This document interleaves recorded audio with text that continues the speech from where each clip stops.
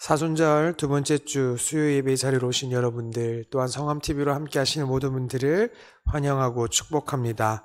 사경의 기간을 보내고 있습니다. 우리가 이 사순절 기간 우리를 이미 찾아오신 성령님과 하루하루 살아가는 우리 성황 공동체가 되길 간절히 소망합니다.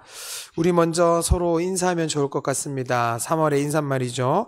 희망 담은 3월 되세요. 인사하기를 원합니다. 희망 담은 3월 되세요.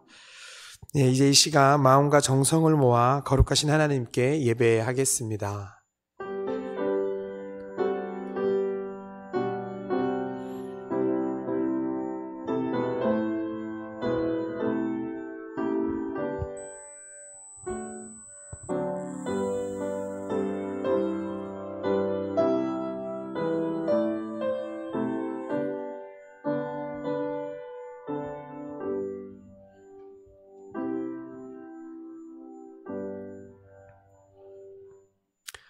언제나 우리와 함께 하시는 하나님 아버지, 오늘도 주님과 함께 최선을 다해 살아가고 있습니다.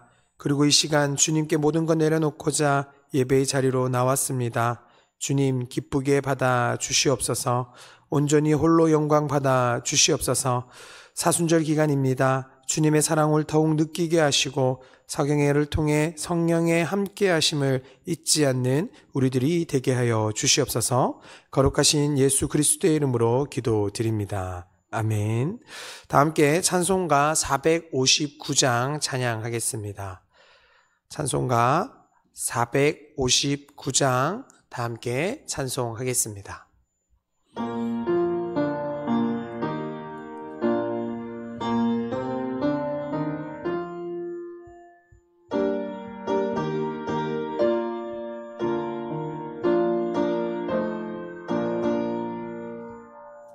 누가 주를 따라 섬기려는가?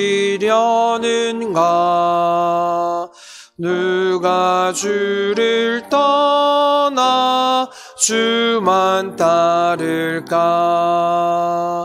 누가 주를 섬겨 남을 구할까?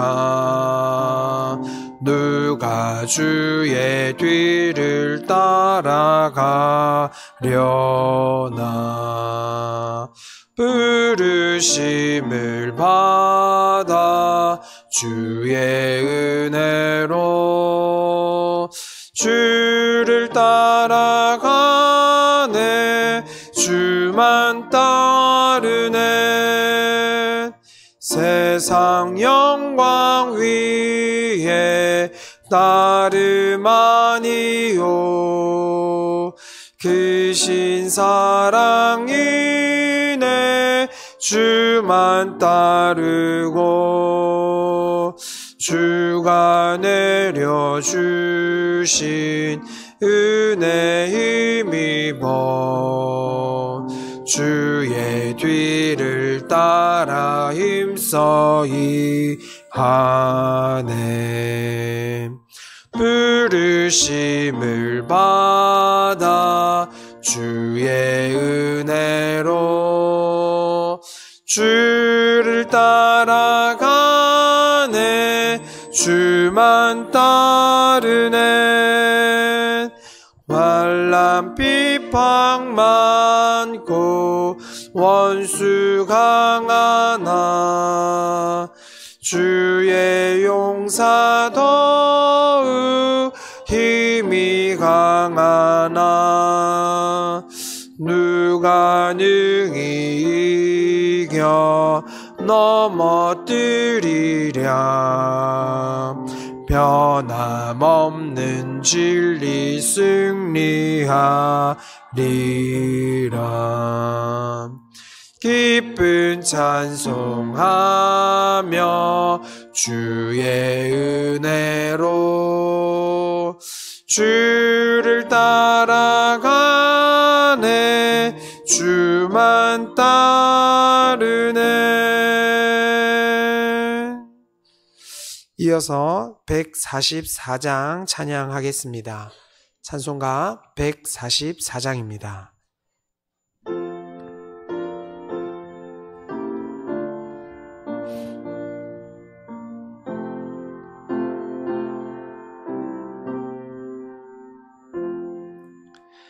예수 나를 위하여 십자가를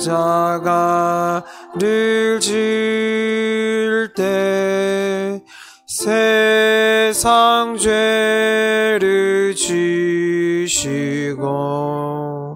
고쳐 당하셨네. 예수님, 예수님, 나의 죄 위하여 보배 피를 흘리니 죄인 받으소서.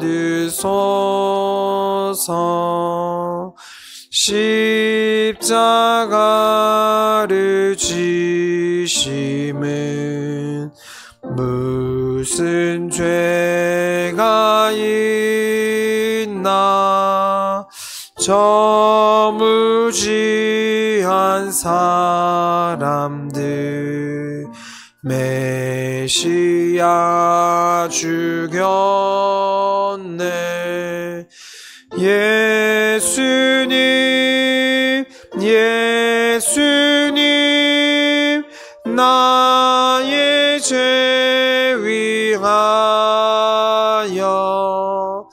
보배 피를 흘리니 죄인 받으소서.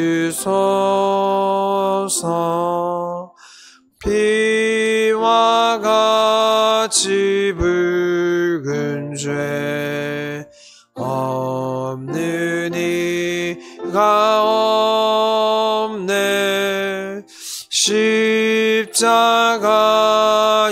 공로로 눈과 같이 되네. 예수님, 예수님, 나의 죄 위하여 보배 피를 흘리니 죄인 받으소서. 아름답다 예수여, 나의 좋은 친구. 예수 공로 아니면 영원 영벌 받네. 예수님, 예수님, 나의 죄 위하여 보배 피를 흘리니 죄인 받으소서.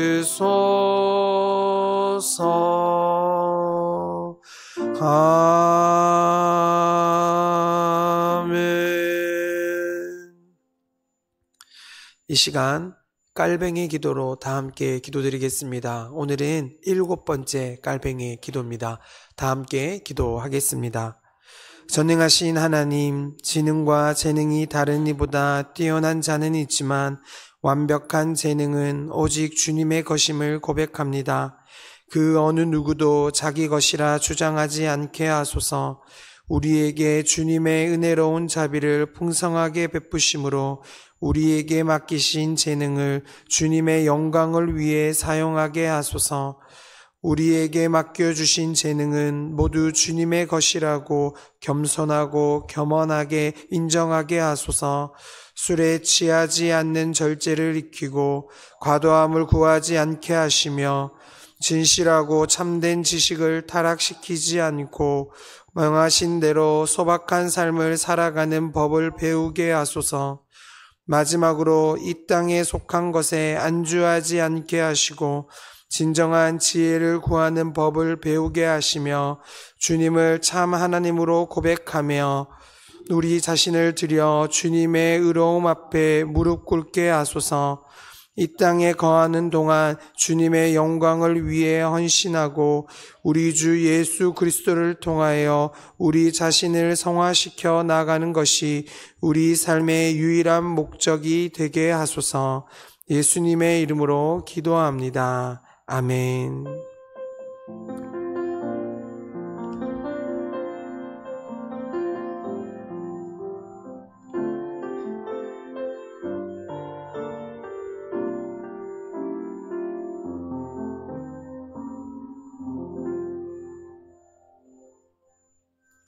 하나님께서 오늘 우리에게 주신 말씀은 사도행전 16장 6절에서 15절까지의 말씀입니다. 사도행전 16장 6절에서 15절까지의 말씀은 신약성경 214쪽에 있습니다. 이제 하나님의 말씀을 봉독하겠습니다. 하나님의 말씀을 경청하시기 바랍니다. 성령이 아시아에서 말씀을 전하지 못하게 하시거늘 그들이 부르기아와 갈리디아 땅으로 다녀가 무시아 앞에 이르러 비두니아로 가고자 했으되 예수의 영이 허락하지 아니하시는지라. 무시아를 지나 드로아로 내려갔는데 밤에 환상이 바울에게 보이니 마게도냐 사람 하나가 서서 그에게 청하여 이르되 마게도냐로 건너와서 우리를 도우라 하거늘 바울이 그 환상을 보았을 때 우리가 곧 마게도냐로 떠나기를 힘쓰니 이는 하나님이 저 사람들에게 복음을 전하라고 우리를 부르신 줄로 인정함이로라. 우리가 드로아에서 배로 떠나 사모드라게로 직행하여 이튿날 네아폴리로 가고 거기서 빌립보에 이르니 이는 마게도냐 지방의 첫 성이요 또 로마의 식민지라.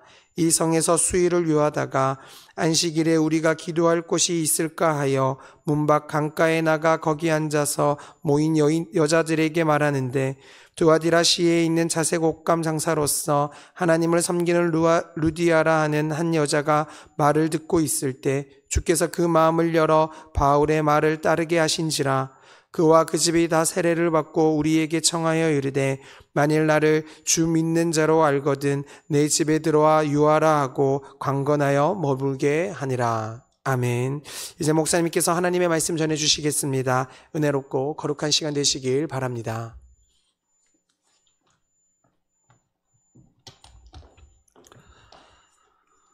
오늘 사순절 지금은 두 번째 주간을 보내고 있는데요. 하나님께서 은총을 베풀어 주셔서 우리가 모두가 하나님 앞에서 더욱더 주님과 가까워졌으면 좋겠습니다.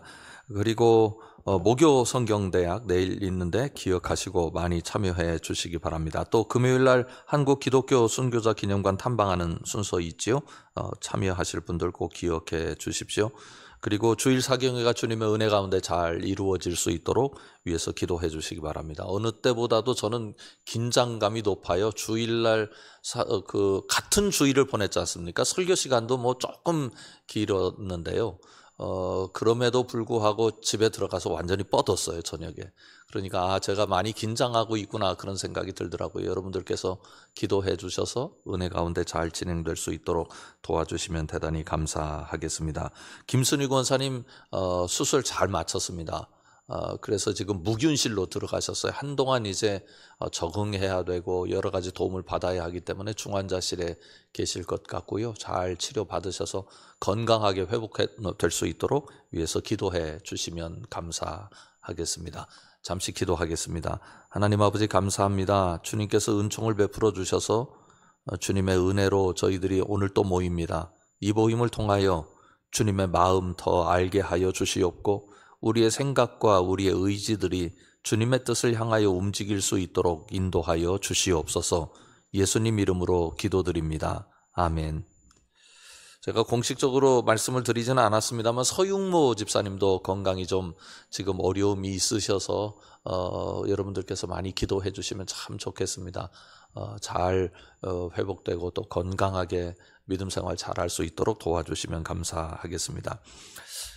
우리가 간혹 이런 말을 씁니다. 시키는 대로 했으면 좋겠다 그런 생각을 하거든요. 그래서 그런 말을 좀 시키는 대로 해 그런 얘기 많이 하거든요. 우리 아이들 키울 때도요 시키는 대로 했으면 좋겠어요. 그래서 아이들이 부모 말 잘 듣고 움직였으면 좋겠는데, 그런데 여러분 한번 생각을 해보세요. 시키는 대로 아이들이 움직이면 정말 좋을까요? 마치 기계처럼 내가 입력한 대로, 입력값대로 출력값을 그대로 내놓는 상대하고 산다. 그 사람 의견도 없어요. 그 사람 뜻도 없어요. 그 사람 뭐 다른 의지가 없어요. 그저 내 마음대로 다 조정이 되는 거예요. 내 마음대로 다 움직이는 거예요. 그럼 세상에 그렇게 재미없는 세계는 없을 겁니다. 우리가 우리 의지가 통하길 원하고 우리 뜻이 통하길 원하고 내가 바라는 바가 이루어지길 원하는 그 마음은 굉장히 좋으나, 그러나 사실 그 마음이 그대로 상대방에게 움직인다면 나는 사람하고 사는 게 아니에요. 재미가 없다고요. 그러면 기계하고 살지 뭐 사람하고 살겠어요? 사람하고 사는 게 어제 싸웠다가 오늘 웃기도 하고, 어제 의견이 달랐다가 오늘 의기투합하기도 하고, 또 오늘 좋았는데 내일 싸우기도 하고, 그런 게 우리에겐 피곤하고 지치는 일 같지만 사실은 그게 삶의 활력소가 됩니다. 그리고 우리가 사람하고 사는 이유가 돼요. 내 생각도 있고 네 생각도 있는데 이 생각들이 조정되고 이 생각이 합치될 때 느끼는 그 희열, 그리고 반대될 때 느끼는 아픔, 그래서 내가 더 성숙해지고 내가 생각을 고쳐가고 내가 성장하고, 이런 과정들이 정말 기가 막히게 아름다운 복이거든요. 잘 동의를 안 하시는 것 같아요. 시키는 대로 했으면 좋겠습니까? 여러분 한번 생각을 해보십시오. 우리가 하나님과의 관계도 마찬가지예요. 하나님께서 시키시는 대로 우리가 하는 걸 하나님이 원하실까요? 예수님께서 제자들을 몇 년간 교육을 시켰습니까? 3년 동안이요. 그리고 3년만 교육시키신 게 아니에요. 예수님 십자가에 달려 돌아가시고 부활하시기 전까지 일정 기간이 있었잖아요. 그 기간도 예수님은 끊임없이 제자들을 만나시면서 교육하셨습니다. 그 얘기는 뭘까요? 예수님께서 시키는 사람, 그러니까 예수님께서 말씀하시는 대로 그대로 따라하는 사람들로 예수님의 제자들을 만들 수 있지 않을까요? 아까 말씀드렸던 것처럼 예수님께서 입력값을 그대로 집어넣으면 제자들이 그대로 출력하는 거예요. 이 말 하면 그 말 그대로 받아서 하고, 이렇게 하라면 그렇게 하고, 그렇게 하는 게 예수님께 불가능한 일이었을까요? 예수님 전지전능하신 하나님이신데 제자들에게 얼마든지 그리할 수 있었을 겁니다. 그런데 왜 예수님께서 제자들을 3년이나 훈련시키셨을까요? 한번 훈련해서 알아들을만 하면 그 말씀대로 제자들이 움직였으면 좋겠는데 예수님의 제자들 그러지 않았거든요. 예수님께서 그저 입력값, 출력값이 똑같도록 만드는 건 그만두고라도 예수님 한마디 말씀하시면 그 말씀에 순종하는 사람들로 제자들 만들 수 있지 않을까요? 그런데 왜 예수님 그렇게 실패하고 계속해서 반복해서 설명해도 잘 알아듣지 못하는 그들과 함께 하셨을까요? 두 가지 이유가 있습니다. 뭐 더 많은 이유를 찾아낼 수 있겠습니다만, 첫 번째로는 예수님은 인격적인 분이에요. 인격적인 분은, 그 분이 인격을 가지고 있으면 상대방이 내 시키는 대로 움직이는 걸 원하지는 않는다고요. 이게 두 번째와 연결되는데요. 두 번째로는 예수님의 사역이 그들 속에서, 그들의 의지와 고백 속에서 이루어지길 원하셨어요. 기계가 아니거든요. 그들도 인격적인 존재예요. 내가 알았습니다. 내가 깨달았습니다. 내가 주님의 뜻을 이해했습니다. 전에는 그리 생각하지 않았는데요. 주님의 뜻이 무엇인지 이제 명확하게 알았습니다.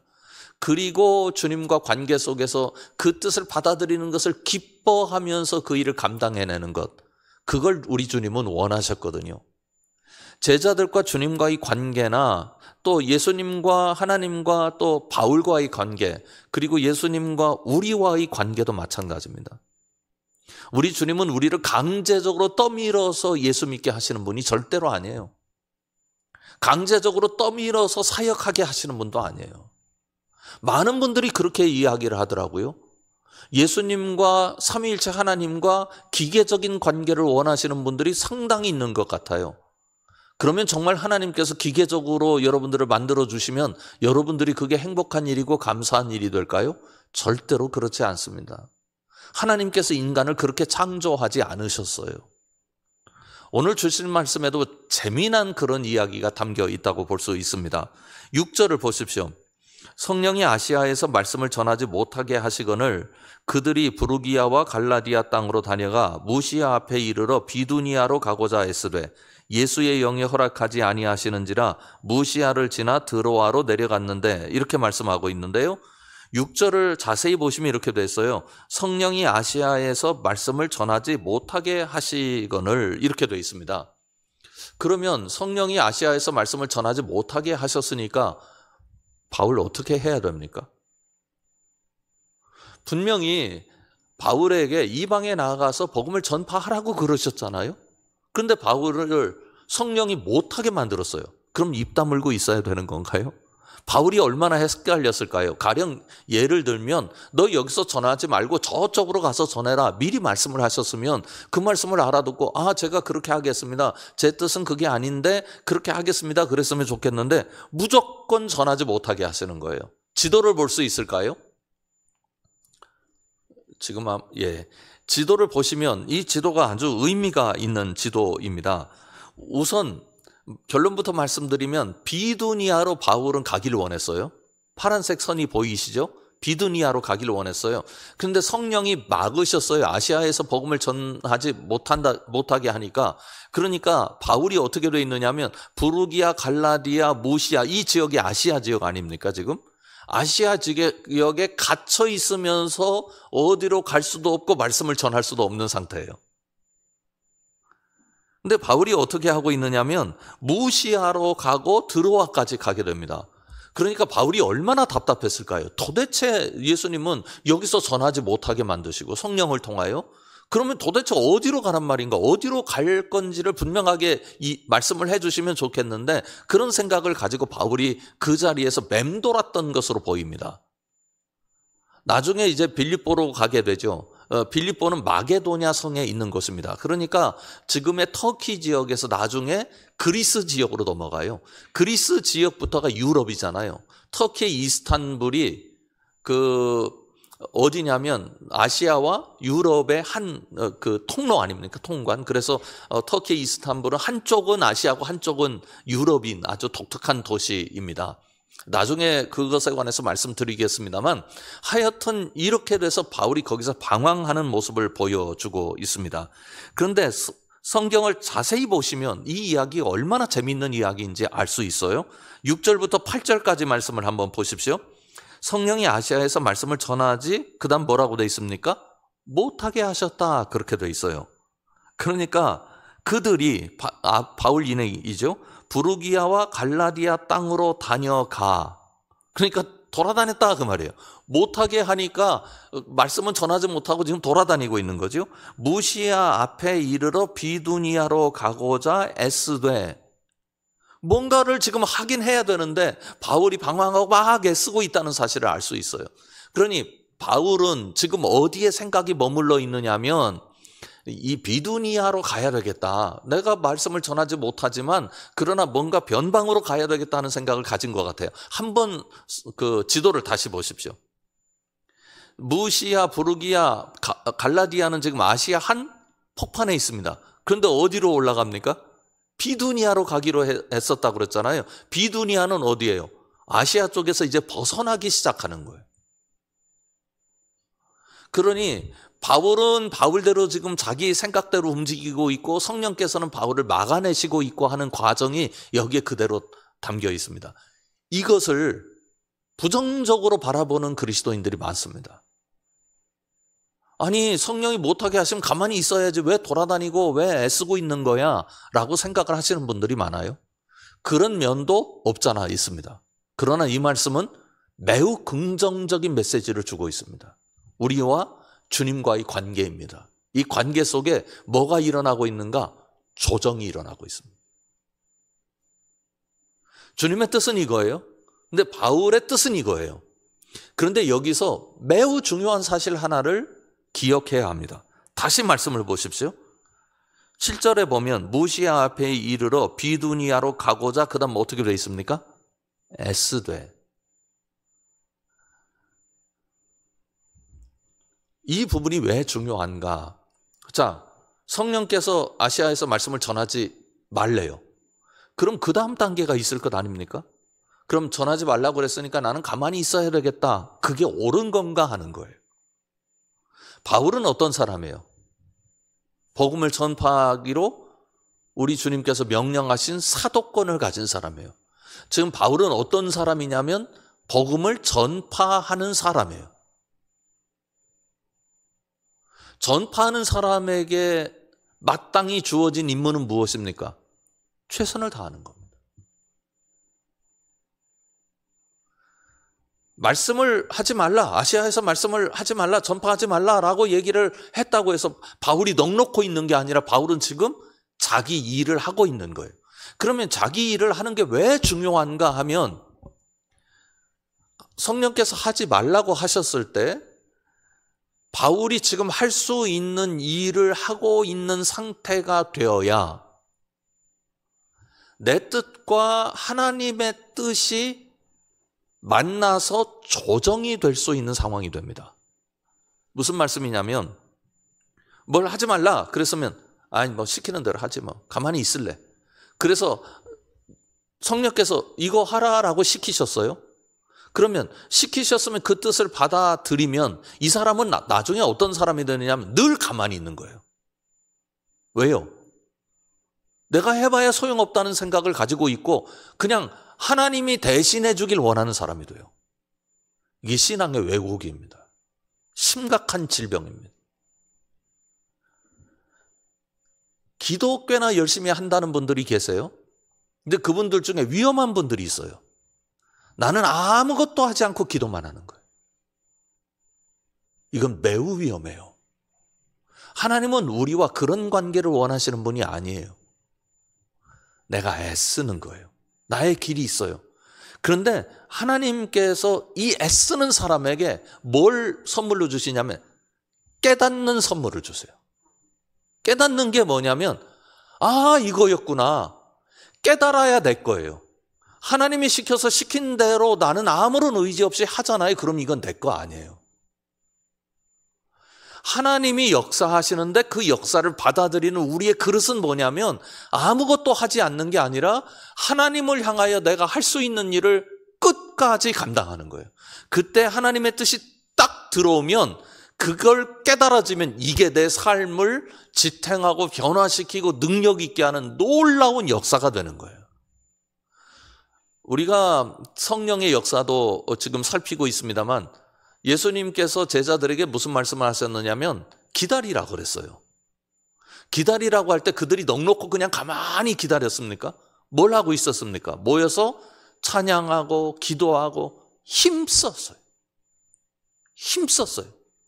내가 힘써야 하나님의 뜻이 들어올 때 그게 정말 하나님의 뜻이 되고 나의 사역이 되고 나에게 복이 되고 나에게 열매가 됩니다. 자, 그런데 또 재밌는 게 7절 다시 보시면 무시아 앞에 이르러 비두니아로 가고자 애쓰되 그 다음 뭐라고 되어 있느냐면 예수의 영이 허락하지 아니하시는지라. 그것도 허락하지 않아요. 내가 지금 애쓰고 있는데 그러면 내가 더 예수님의 뜻에 더 집중하지 않겠어요? 그런데 비두니아로 가려고 하다가 무시아를 지나 드로아로 내려갔다고 얘기를 해요. 지도를 다시 보겠습니다. 이 바울이 참 재밌는 사람인데요. 자, 부르기아와 갈라디아에서 애쓰고 있었는데 그 애쓰는 쪽은 어느 쪽으로 가려고 한 거냐면 비두니아 쪽으로 가기로 했어요. 그런데 그쪽으로 가는 걸 또 막으시네. 애써도. 그러니까 바울이 무시아를 거쳐서 어디로 갔다고요? 드로아 쪽으로 갔어요. 저쪽으로 가려고 애썼는데 안 되니까 반대쪽으로 또 간 거예요. 얼마나 재미난 일입니까? 바울이 지금 하나님의 뜻을 불순종하고 있는 겁니까? 순종하고 있는 겁니까? 순종하고 있는 거예요. 왜냐하면 하나님의 뜻이 뭔지는 몰라. 그냥 일단 막으셔서 하나님은. 예수님은 바울 보고 하지 말라 막으셨어요. 근데 저쪽으로 갔다가 또 다시 어느 쪽으로 가요? 반대쪽으로 가는 거예요. 지금 주님의 뜻이 무엇일까를 바울이 순종하고픈 의지가 있다는 사실을 보여줍니다. 답답했을 겁니다. 속에 이런 궁시렁이 있지 않았을까요? 도대체 어떡하라는 거야? 얼마나 마음이 답답했을까요? 여러분, 이 자리가 신앙의 자리입니다. 우리가요 하나님의 뜻을 찾지 않잖아요? 그럼 하나님의 뜻이 들어와도 그 뜻이 하나님의 뜻인지 몰라요. 누가 하나님의 뜻을 아느냐? 하나님의 뜻을 찾는 사람입니다. 바울이 나쁜 말로 하면 그저 부정적인 언어로 하면 헛발질하고 있잖아요. 지금 비두니아로 가는 것도 헛발질이고 애쓰는 것도 헛발질이고 그리고 드로아까지 간 것도 헛발질이고 그러나 그게 절대로 헛발질이 아닙니다. 하나님의 뜻을 구하는 과정이에요. 우리가 신앙생활하면서 오늘 기도해서 하나님이 내일 응답하시면 얼마나 좋겠어요. 그런데 어느 때는 3년이 지나도 5년이 지나도 10년이 지나도 응답하지 않으시는 기도가 있다고요. 하나님의 때에 응답하시는 기도가 있어요. 그러면 3년, 5년, 10년이 다 헛발질이냐? 의미가 없는 허비한 세월이냐? 아니에요. 그 시간이 같은 시간이 흘러가도 내가 하나님의 뜻을 구하는 10년을 보냈고 내가 하나님의 뜻을 구하는 5년을 보내고 3년을 보냈다면 거기서 나오는 영적인 그 엄청난 파워는 이루 말할 수 없어요. 어떤 사람이요? 끝까지 하나님의 뜻을 구하는 사람. 왜냐하면 그렇게 구하는 사람에게만 그 하나님의 뜻이 얼마나 강력한지를 알게 되거든요. 조금 이따 그 부분에 관해서 말씀드리겠습니다. 그래서 드로아까지 갔어요. 아까 지도를 보셨는데 드로아가 어디하고 가깝습니까? 빌립보하고 가깝습니다. 자, 9절에 보십시오. 드디어 9절에 밤에 환상이 바울에게 보이니 마게도냐 사람 하나가 서서 그에게 청하여 이르되 마게도냐로 건너와서 우리를 도우라 하거늘 바울이 그 환상을 보았을 때 우리가 곧 마게도냐로 떠나기를 힘쓰니 이는 하나님이 저 사람들에게 복음을 전하라고 우리를 부르신 줄로 그 다음 어떻게 되어 있습니까? 인정함이로라. 여기가 기가 막힌 말씀이죠. 바울이 마음으로 하나님의 뜻을 어떻게 했다? 받아들였다. 그러니까 바울과 하나님 뜻 간에 지금 뭐가 일어나고 있어요? 계속해서 조정이 일어나는데 조정의 결과는 하나님의 뜻대로 순종하는 거죠. 그런데 그게 기계적인 순종이 아니라 인격적인 어떤 과정, 프로세스를 통해서 본인이 아하 이게 하나님의 뜻이구나라고 덥석 붙잡을 만큼 하나님께서 그를 인도하시는 거예요. 그런데 드로아로 간 바울에게 하나님께서 역사하시는 방식이 참 재미있습니다. 드로아로 갔을 때 예수님께서 그렇게 말씀하시면 좋지 않겠어요? 야, 저기 멀리 도시가 하나 있는 거 알지? 빌립보. 너 거기로 가라는 뜻이야. 그러면 얼마나 편하겠어요, 바울 입장에서? 우리도 그런 생각하잖아요. 하나님이 정답을 주시면 제가 정답대로 행하겠습니다. 그런 생각하는데 제가 100% 예언하건대 정답 하나님이 주시면 여러분들 그대로 안 하실 겁니다. 절대로. 왜요? 정답인 줄 모르니까. 할 수가 없어요.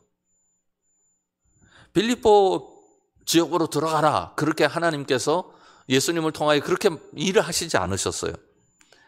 9절에 다시 한번 보면 밤에 환상이 바울에게 보이니 그러니까 환상을 보게 만드세요. 그런데 마게도냐 사람 하나가 서서 바울에게 청하는 거예요. 마게도냐로 건너와서 우리를 도우라 하거늘. 이렇게 돼 있어요. 바울의 생각에 마게도냐 사람의 환상에서 야 여기로 와라 여기가 네가 복음을 전할 곳이야 라고 얘기하게 하지 않으셨어요. 환상에 뭐라고 했어요? 우리를 도우라. 우린 당신의 도움이 필요해서 우리는 기다리고 있는 사람들입니다. 바울은 지금 도움 주려고 다니는 사람이잖아요. 아, 하나님이 저들 속에서 저렇게 역사하셔서 나보고 도와달라고 하는구나. 바울의 마음에 뜨거움이 생기는 선교적 열정이 다시 한번 불붙여지는 거죠. 그런데 10절에 바울이 그 환상을 보았을 때 우리가 또 마게도냐로 떠나기를 그 다음 어떻게 되어 있습니까? 힘쓰니. 그런데 한번 올라가 볼까요? 6절부터 아까 8절 보았던 말씀 중에 7절 끝에 저 중간쯤 보면 무시아 앞에 이르러 비두니아로 가고자 애쓰되. 여기는 힘쓰니 똑같은 말이에요. 자신의 뜻과 자신의 계획을 따라서 애썼던 바울이 이제는 누구의 뜻대로 힘쓰는 바울로 변했어요? 주님의 뜻대로 힘쓰는 바울로 변했습니다. 그건 인격적인 과정에서 일어나는 열매예요. 아이를 붙잡고 내가 이 길로 가는 게 좋겠다 설득했어요. 그런데 아이가 말을 안 들어. 그렇게 살다가 몇 년 지났는데 아이가 이렇게 하는 거예요. 그때 아빠 말씀, 엄마 말씀 들었으면 참 좋았을 텐데. 그렇게 깨닫는 아이는 안 변해요. 그 뜻에 관해서. 그러나 엄마 아빠가 무서워서 엄마 말씀, 아빠 말씀을 무조건 들어야 된다고 생각하고 그 당시에 당장 순종한 아이는 그게 힘이 안 돼요. 그 차이라고요. 인격적인 것과 기계적인 것의 차이입니다. 그래서 인정하고 넘어가게 됩니다. 그 다음에 이제 11절로 넘어가 보면 빌립보로 들어가는 과정에 관한 이야기를 하고 있어요. 우리가 드로아에서 배로 떠나 사모드라게로 직행하여 이튿날 네아폴리로 가고 거기서 빌립보에 이르니 이렇게 말씀하고 있고, 여기 빌립보는 어떤 성인가를 얘기하고 있습니다. 마게도냐 지방의 첫 성이요 또 로마의 식민지라 이 성에서 수일을 유하다가 안식일에 우리가 기도할 곳이 있을까 하여 문 밖 강가에 나가 거기에 앉아서 모인 여자들에게 말하는데, 이렇게 말씀하고 있어요. 한번 지도를 보시겠어요? 그 아까 보셨던 이 지도에 대해서 조금 확대된, 빌립보 지역과 마게도냐 지역을 확대된 지도인데요. 드로아가 보입니까? 영어로 쓰여 있어요. 이쪽 여러분들 보시기에 오른쪽에 그 트로이라고도 쓰여 있고 트로아스라고, 거기가 드로아입니다. 거기서 이제 사모드라게로 갑니다. 사모드라게는 섬이에요.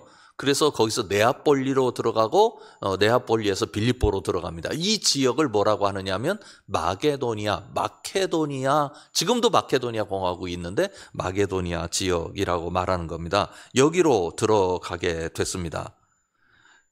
그렇게 됐는데 여기에 한 사람이 나타나요. 그 다음 지도를 보시면 어떤 사람이 나타나냐면 두아디라에서 옷감 장사했던 루디아라고 하는 사람이 나타나죠.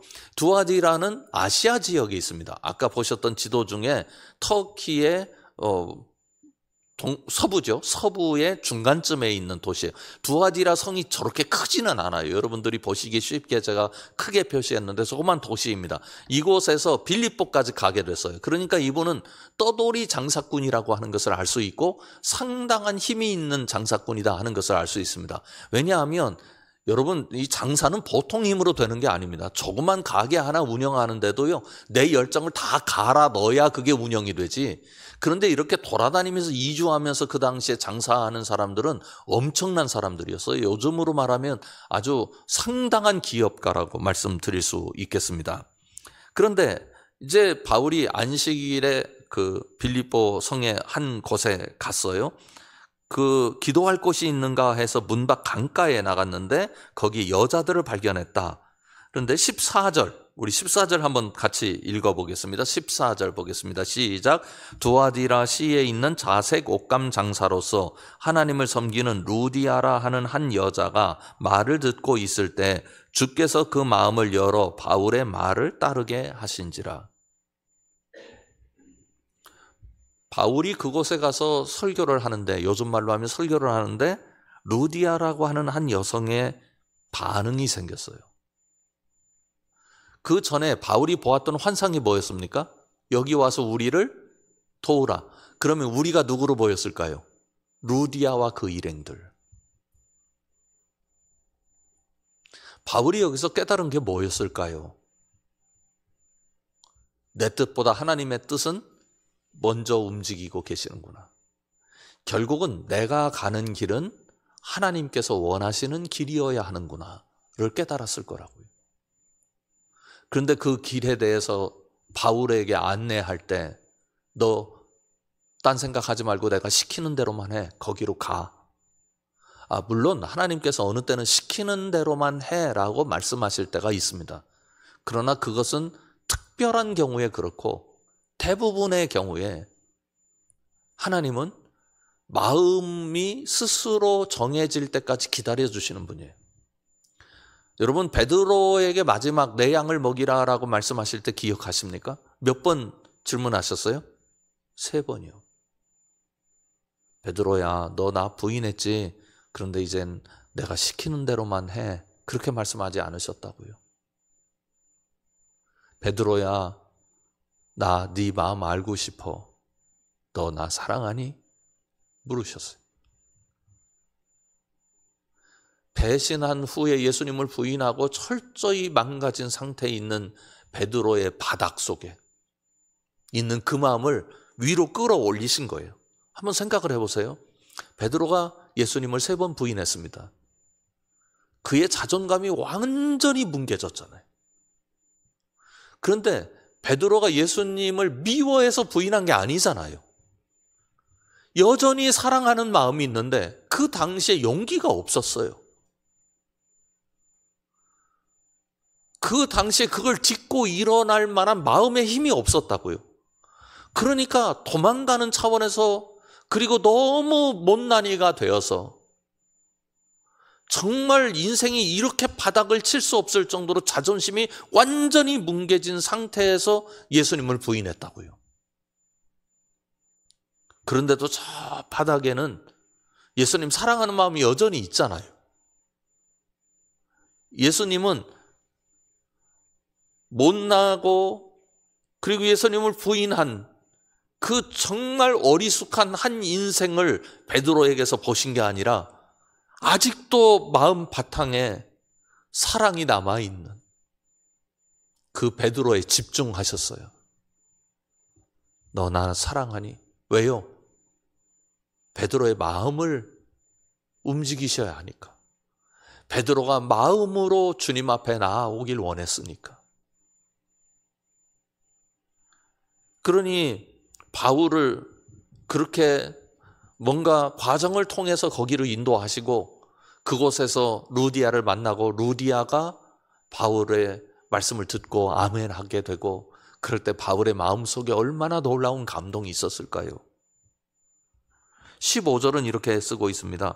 그와 그 집이 다 세례를 받고 우리에게 청하여 이르되 만일 나를 주 믿는 자로 알거든 내 집에 들어와 유하라 하고 강권하여 머물게 하니라. 이 전체 과정에서 우리가 느낄 수 있는 건 어떤 거냐면 성령의 함께 하심입니다. 그러니까 바울이 그 부르기아, 그 지역 갈라디아, 그 다음에 비두니아도 마음에 품었고 무시아도 거쳤고 드로아도 가고 사모드락에 쭉 해서 네아폴 이렇게 빌립보까지 갔잖아요. 그러면 성령께서 바울에게 너 아시아에서 말하지 마라고 말씀하셨을 때 그렇게 해놓고 바울 옆에 계시지 않았는가? 그렇지 않습니다. 바울이 움직이는 모든 동선을 따라서 우리 성령께서 바울과 계속 함께 하시면서 예수 그리스도의 뜻대로 순종할 수 있도록 역사하셨다고요. 그러니까 우리가 성령 충만한 삶이라고 하는 것은 어떤 걸 얘기하는 거냐면 큰 소리로 기도하는 것도 성령 충만한 삶일 수 있고 성령의 놀라운 권능을 받는 것도 성령 충만한 삶이라고 말할 수 있는데, 성령 충만한 삶이라고 하는 건 다른 말로 하면 이런 거예요. 성령 인식이에요. 성령 인식. 언제나 성령이 나와 함께 계시다라는 인식이에요. 이 인식이 쉬운 게 아니에요. 여러분 누구 생각 많이 하세요? 여러분에게 관심 가는 대상에 대한 생각을 많이 하실 거예요. 가장 뜨거울 때가 사람들이 연애할 때니까. 연애할 때는 하루 종일 누구 생각만 해요? 좋아하는 사람 생각만 한다고요. 우리 어렸을 때 무슨 얘기를 했느냐면 책을 펴도 생각나고 책을 덮어도 생각나고 눈 감아도 생각나고 눈 떠도 생각나고. 좋아하니까. 이게 인식이거든요. 그 사람이 나에게 지금 충만해진 거예요. 성령 충만이라고 하는 건 그거예요. 어느 때는 내 마음대로 하다가 기도할 때만 성령 찾고 교회 와서 예배할 때만 성령 찾으면 이게 충만한 게 아니라고요. 성령 인식이 내 안에 늘 있는 거예요. 바울의 이야기를 통해서 우리가 배울 수 있는 건 그거죠. 내가 어느 순간에든지 성령과 함께 있다. 이게 임마누엘 아닙니까? 내가 너와 영원히 함께하리라. 예수님께서 임마누엘이 되셔서 우리 가운데 계신 것 아니에요? 그 임마누엘의 역사가 일어나도록 돕는 분이 누구냐? 성령님이시다. 그러니 그저 여러분들 속에 계속 예배하고 계속 기도하라는 뜻이 아니라 오늘 여기에 성령님은 내가 느끼는 순간에도 느끼지 못하는 순간에도 함께 하신다. 그렇게 믿고 그렇게 나아가셔서 성령님의 임재 인식이 여러분들의 일생에 복이 될 수 있기를 주님의 이름으로 축원합니다. 기도하겠습니다. 하나님 고맙습니다. 저희들 사랑해 주셔서 고맙습니다. 저희들 엉터리일 때도 있는데 그 순간도 사랑해 주시고, 저희들 어느 때는 신앙과 신앙 아닌 것들이 혼재되어서 혼란스러울 때도 있는데 그때도 우리와 함께 하시고, 뜨거운 마음으로 주님 앞에 나아가려고 하는 의지가 있고 그렇게 나아가려 할 때도 함께 기뻐해 주셔서 감사합니다. 아버지 하나님, 우리가 늘 성령님이 그렇게 우리와 동행하시는 것 절대로 잊지 않게 하여 주시옵고, 실패했다고 해서 또 믿음이 충만하지 못하다고 해서 실망하지 않게 하여 주시옵고, 우리 마음의 바닥을 우리 주님께서 다 보고 계신다고 믿고 그렇게 주님과 더불어 살아갈 수 있도록 역사하여 주시옵소서. 예수님 이름으로 간절히 기도드립니다. 아멘. 하늘에 계신 우리 아버지, 아버지의 이름을 거룩하게 하시며 아버지의 나라가 오게 하시며 아버지의 뜻이 하늘에서와 같이 땅에서도 이루어지게 하소서. 오늘 우리에게 일용할 양식을 주시고 우리가 우리에게 잘못한 사람을 용서하여 준 것 같이 우리 죄를 용서하여 주시고 우리를 시험에 빠지지 않게 하시고 악에서 구하소서. 나라와 권능과 영광이 영원히 아버지의 것입니다. 아멘.